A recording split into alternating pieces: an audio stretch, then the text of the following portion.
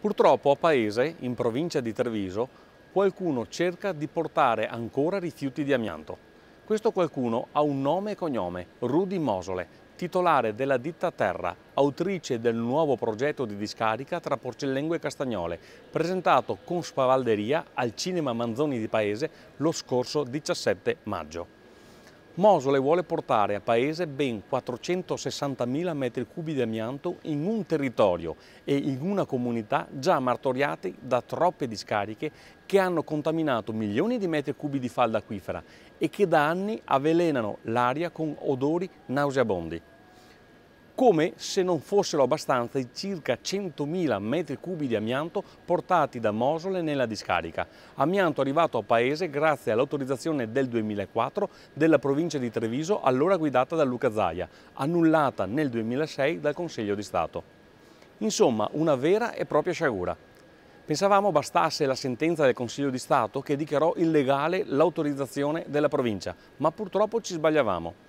Oggi, 6 anni più tardi, siamo ancora qui a dover lottare per difendere la nostra salute contro tonnellate di materiale contenente fibre altamente cancerogene che il signor Mosole e i suoi amici ci vogliono propinare. Evidentemente al signor Mosole non importa che l'amianto contenga fibre pericolosissime, cancerogene e mortali e che basta una fibra microscopica nei polmoni per far insorgere il mortale mesoteloma pleurico, anche addirittura dopo 15 o 20 anni dall'inalazione. Ovviamente parliamo di guadagni di milioni di euro alla faccia della nostra salute e del danno in termini di traffico pesante e ambientale arrecato al nostro territorio. Il 17 maggio eravamo più di 200 cittadini a manifestare duramente al Cinema Manzoni per ripetere il nostro no a questo sopruso.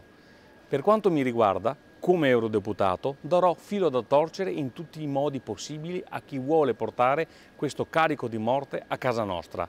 Presto presenterò un'interrogazione parlamentare alla Commissione europea per chiedere l'intervento di Bruxelles nei confronti di questo progetto.